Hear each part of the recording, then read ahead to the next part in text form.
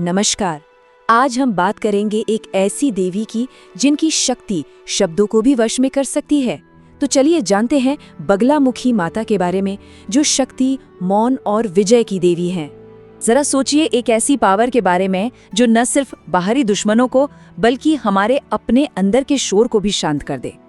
एक ऐसी देवी जो दुश्मन की जुबान, उसकी बुद्धि और उसके गलत इरादों को स्तंभित कर सकती हैं, यानी पूरी तरह से रोक सकती हैं। ये है बगलामुखी माता। 10 महाविद्याओं में यानी महान ज्ञान की 10 देवियों में इनका 8वां स्थान है। तंत्र साधना में इन्हें बहुत ही ऊंचा दर्जा दिया गया है और इनके इस स्वरूप में ही इनकी असली शक्ति का राज छिपा है। तो सवाल ये है कि इस शक्तिशाली देवी का प्राकट्य हुआ कैसे। इनकी कहानी एक बहुत बड़े ब्रह्मांडीय संकट से जुड़ी हुई है, जब पूरी सृष्टि ही खतरे में पड़ गई थी। चलिए देखते हैं कि कैसे एक विनाशकारी तूफान ने एक महान रक्षक को जन्म दिया। बात है सत्ययुग की। उस समय एक ऐसा भयंकर तूफान उठा जिसने पूरे ब्रह्मांड को हिलाकर रख दिया। ऐसा लगने लगा मानो सब कुछ खत्म हो जाएगा और पूरी सृष्टि प्रलय में समा जाएगी। इस महाविनाश को आता देख सृष्टि के पालक भगवान विष्णु बहुत चिंतित हो गए। उन्होंने इस संकट को टालने के लिए एक पवित्र सरोवर के किनारे बैठकर कठोर तपस्या शुरू कर दी, ताकि किसी तरह से इस सृष्टि को बचाया जा सके। और वो पवित्र जगह थी हरिद्रा सरोवर। इसका मतलब है हल्दी की झील। इसका पानी हल्दी की तरह एकदम सुनहरा पीला था और यही वो चमत्कारी जगह है जहां से इस अद्भुत शक्ति का उदय हुआ। भगवान विष्णु की तपस्या सफल हुई और उस हरिद्रा सरोवर से देवी बगलामुखी प्रकट हुई। उनके प्रकट होते ही वो विनाशकारी तूफान एक पल में शांत हो गया और ब्रह्मांड में सब कुछ फिर से ठीक हो गया।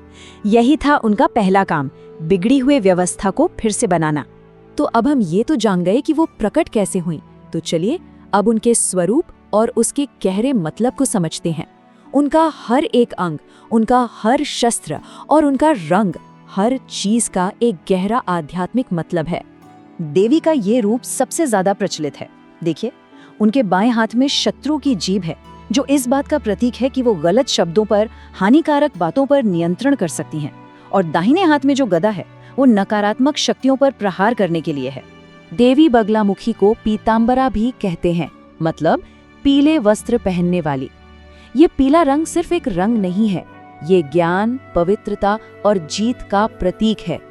बिल्कुल सूरज की ऊर्जा की तरह जो अंधकार को मिटा देती है।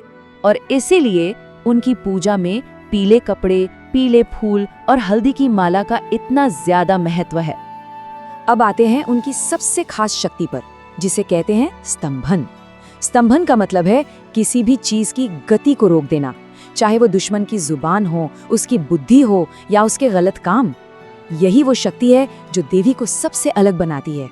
तो ये स्तंभन शक्ति आखिर काम कैसे करती है और आज के जमाने में इसकी क्या अहमियत है? चलिए उनकी इस अनोखी शक्ति के बाहरी और अंदरूनी दोनों पहलुओं को समझते हैं। देखिए, उनकी शक्ति सिर्फ पुरानी कथाओं में नहीं है। आज भी लोग उनकी साधना से प्रेरणा लेते हैं, चाहे वो कोर्ट कचहरी के मामलों में जीत हो, किसी बहस में अपनी बात को सही साबित करना हो या फिर गॉसिप और झूठी अफवाहों से बचना हो। माना जाता है कि उनकी कृपा पैसों की तंगी और मुश्किल इम्तिहानों में भी सफलता दिलाती है। जैसा कि कहा गया है, देवी बगलामुखी उस परम सत्य की शक्ति देती हैं जिसके सामने कोई भी तर्क, कोई भी बहस टिक नहीं पाती।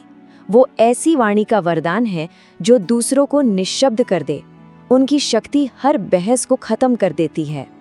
लेकिन यहाँ एक सबसे जरूरी बात है, स्तंभन सिर्फ बाहरी दुश्मनों को रोकने के लिए नहीं है। इसका असली और गहरा मतलब है अपने अंदर के दुश्मनों पर जीत पाना। मतलब अपने अहंकार को रोकना, अपनी फालतू की बातों पर लगाम लगाना और अपने इस बेचैन मन को स्थिर करना। तो जब हम देवी की शक्ति के बारे में इतना कुछ जान गए हैं, तो अब ये सवाल उठता है कि उनकी पूजा कैसे की जाती है और उनके मुख्य पवित्र स्थान कहाँ कहाँ है। उनकी पूजा का तरीका बहुत ही विशेष है, जिसमें पीले रंग की एक अहम भूमिका है। भक्त पीले कपड़े पहनते हैं, पीले आसन पर बैठते हैं और उन्हें पीले फूल और मिठाइयाँ चढ़ाते हैं। यहाँ तक कि मंत्रों का जाप भी हल्दी की माला से ही किया जाता है। भारत और नेपाल में देवी के कई बहुत प्रसिद्ध मंदिर हैं, जैसे मध्य प्रदेश में दतिया और नलखेड़ा, हिमाचल में बनखंडी और असम के कामाख्या मंदिर में भी उनका एक स्थान है। ये सारी जगहें आध्यात्मिक ऊर्जा के बहुत शक्तिशाली केंद्र मानी जाती हैं। तो इस पूरी बातचीत का सार क्या निकलता है? क्या ये सब सिर्फ दुश्मनों पर जीत पाने के बारे में है, या इसका कोई और भी गहरा मतलब है? आइए अब हम देवी की सबसे बड़ी शिक्षा की तरफ बढ़ते हैं।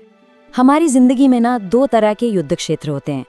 एक है बाहरी दुनिया में, जहाँ हमारे विरोधी हैं, बहस है, निंदा है, और दूसरा युद्ध क्षेत्र हमारे अंदर है, जहाँ हमारा अहंकार, हमारी नेगेटिव सोच और हमारी बेकाबू जुबान ही हमारे सबसे बड़े दुश्मन हैं।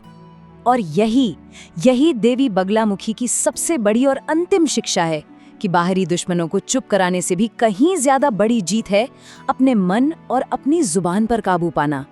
असली स्तंभन शक्ति सेल्फ कंट्रोल ही है।